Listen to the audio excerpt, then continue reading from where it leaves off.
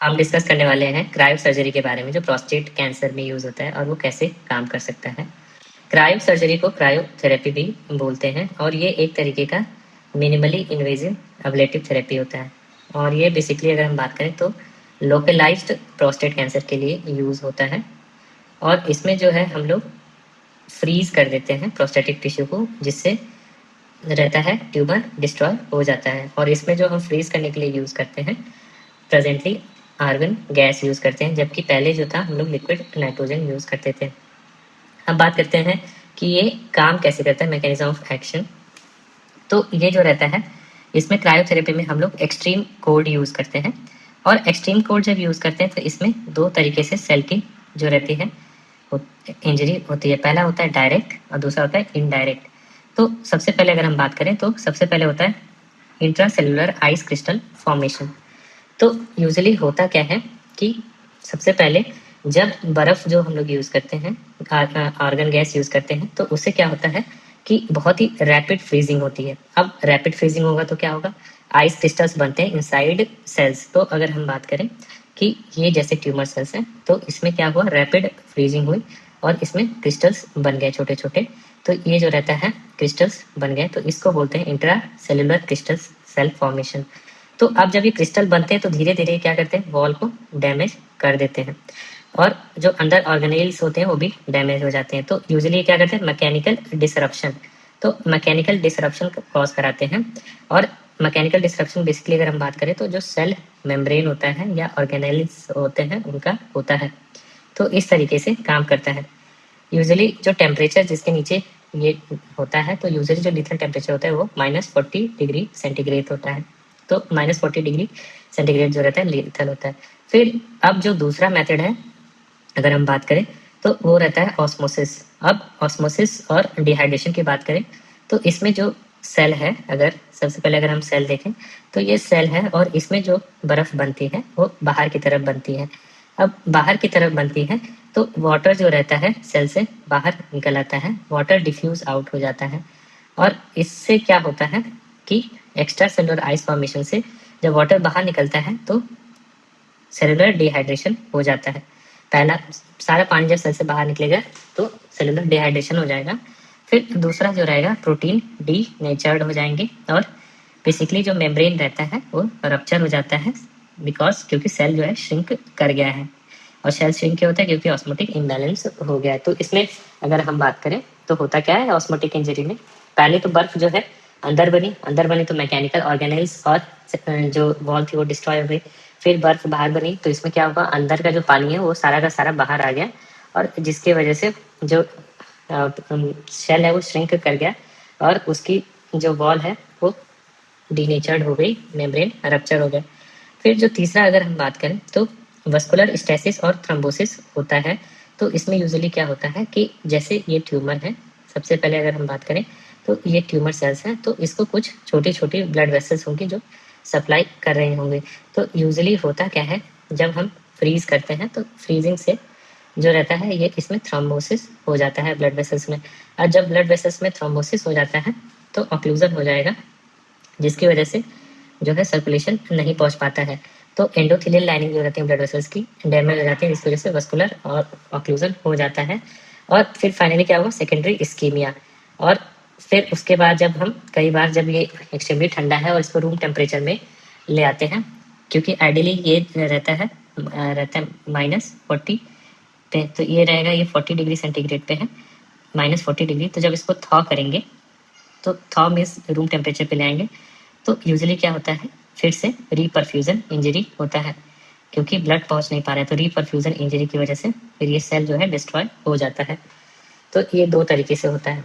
फिर अगला जो अगर हम बात करें मैकेनिज्म जिससे सेल डिस्ट्रॉय होता है वो होता है अपोप्टोसिस। तो अगर हम बात करें कि कुछ सेल्स जो दूर होते हैं, अगर देखा जाए तो जैसे ये सेल्स है, ये ट्यूमर सेल्स है, ये ट्यूमर सेल्स है। फिर कुछ सेल्स होती हैं, वो क्या आता है, ऐसे समझिए कि यहाँ पे कुछ सेल्स खड़ी होके इसको देख रही हैं, तो इसको बोलते हैं पेरिफेरल सेल्स। अब यहाँ पे इतनी ठंड पड़ रही है, इतनी ज़्यादा ठंड पड़ रही है कि इसको देख कर ही ये डर के मारे मर जाती हैं, तो जिसको बोलते हैं अपोप्टोसिस। तो ये जो पेरिफेरल सेल्स हैं, पेरिफेरल सेल्स पेरिफेरल सेल्स ये जो रहता है एपोप्टोसिस हो जाता है इनका। तो पेरिफेरल सेल्स का एपोप्टोसिस हो जाता है इन द पेरिफेरल जोन्स, तो इसे बोलते हैं। और ये बेसिकली क्यों होता है, क्योंकि क्रायोथेरेपी जो रहता है कई बार जो इंट्रिंसिक एपोप्टोटिक पाथवे होता है उसको एक्टिवेट कर देता है। तो ये एपोप्टोटिक जो रहता है इंडक्शन होता है। जो पांचवा रहता है अगर हम बात करें तो पांचवा रहता है इम्यून स्टिमुलेशन। तो इस इम्यून स्टिमुलेशन की बात करें तो इसमें होता क्या है कि जो कैंसर सेल मर रही हैं वो क्या करती हैं, वो एंटीजन रिलीज करती हैं। तो रिलीज ऑफ ट्यूमर एंटीजन जो कैंसर सेल मर कर, जिसकी वजह से इम्यून रिस्पॉन्स जो रहता है इंड्यूस हो जाता है और जिसकी वजह से फाइनली जो रहता है इम्यून सिस्टम स्टिमुलेट हो जाता है और सेल्स को डिस्ट्रॉय करता है। तो ये एक तरीके का एडजंक्ट इफेक्ट है और इसी को हम लोग फ्यूचर में टारगेट करें फॉर क्रायोथेरेपी इम्यूनोथेरेपी कॉम्बिनेशंस। फिर जो अगला है वो है हिस्टोलॉजिकल चेंजेस। तो हिस्टोलॉजिकल चेंजेस अगर बात करें तो क्या होता है कि जो प्रोस्टेट होता है उसमें दो तरह के टिश्यूज होते हैं, एक होता है ग्लैंडुलर टिश्यू, एक होता है स्ट्रोमल टिश्यू। तो यूजुअली होता क्या है, नेक्रोसिस हो जाता है उन दोनों का। दूसरा जो सेलुलर आर्किटेक्चर है वो लॉस्ट हो जाता है, सेलुलर आर्किटेक्चर बिगड़ जाता है और जो नेक्रोसिस जोन होता है वो रिप्लेस हो जाता है फाइब्रोसिस और ग्रैनुलेशन टिश्यू से। तो इस तरीके से होता है। अब बात करते हैं क्रायो अब्लेशन जोन की। तो क्रायो अब्लेशन जोन जो रहता है बेसिकली इसमें 3 जोन होता है। अगर हम बात करें तो 3 जोन होता है। सबसे अंदर जो रहता है सेंट्रल जोन होता है, फिर उसके बाहर जो रहता है पेरिफेरल जोन होता है और उसके भी बाहर एक जोन होता है जिसको आउटर जोन बोलते हैं। तो ये हम देख सकते हैं बुल साई की तरह दिख रहा है। तो जहाँ पे लीथल जोन अगर हम बात करें, लीथल जोन, तो जो लीथल जोन होता है वो बेसिकली जो रहता है सेंट्रल जोन होता है। सेंट्रल जोन जो होता है लीथल जोन होता है और यही जोन होता है जो आइस क्रिस्टल से डिस्ट्रॉय होता है। तो सेंट्रल जोन में क्रिस्टल्स बनते हैं और उसको डिस्ट्रॉय होता है। फिर अब बात करते हैं पेरिफेरल जोन की। तो पेरिफेरल जोन जो रहता है ये वाला रहता है और यहाँ पे बेसिकली हम बात करें तो एपोप्टोसिस होता है, एपोप्टोसिस होता है और ये सब लीथल जोन होता है, सब लीथल जोन, सब लीथल जोन। और यहाँ पे जो रहता है एपोप्टोसिस होता है, सब लीथल जोन एपोप्टोसिस होता है और ये पेरिफेरल जोन होता है। फिर आउटर जोन की बात करें तो आउटर जोन जो रहता है ये बेसिकली यहाँ पे कोई भी इंजरी नहीं होती है और ये वाइबल टिश्यू वाला एरिया होता है। तो आउटर मोस्ट अगर हम बात करें तो वाइबल टिश्यू रहेगा। फिर एडवांटेज क्या होता है क्रायोथेरेपी का, अगर हम बात करें एडवांटेज ऑफ क्रायोथेरेपी, तो टोटल 4 एडवांटेज होते हैं क्रायोथेरेपी के। पहला, ये एक मिनिमल इन्वेजिव प्रोसीजर है। फिर दूसरा, इसको हम बार बार कर सकते हैं, रिपीटेबल होता है। फिर जो तीसरा होता है ये ओपीडी प्रोसीजर है और चौथा होता है इसको हम सैल्वेज थेरेपी की तरह यूज कर सकते हैं पोस्ट रेडिएशन।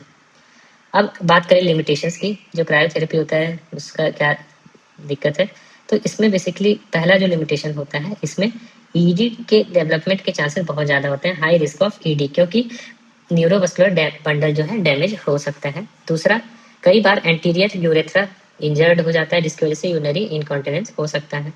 और रेयर केसेस में अगर हम बात करें कभी कभी यूरेथ्रा जो है स्लफ हो सकता है, फिस्टुला फॉर्मेशन हो सकता है। इसको जो है मॉडर्न टेक्निक से काफ़ी कम कर दिया गया है। तो ओवरऑल अगर हम बात करें तो क्रायो सर्जरी बेसिकली एक ट्यूमर एब्लेशन प्रोसीजर होता है। ये ट्यूमर को एब्लेट कर देता है और इसमें बेसिकली बात करें तो डायरेक्टली ये सेल को डैमेज करता है तो वस्कुलर डिसरप्शन से और एपोप्टोसिस से। ये बेसिकली यूजफुल होता है in case of organ confined prostate cancer और स्पेशली इसको यूज किया जाता है उन आदमियों में जो अनफिट होते हैं सर्जरी के लिए या कभी कभी सैल्वेज ट्रीटमेंट की तरह यूज करते हैं पोस्ट रेडियोथेरेपी।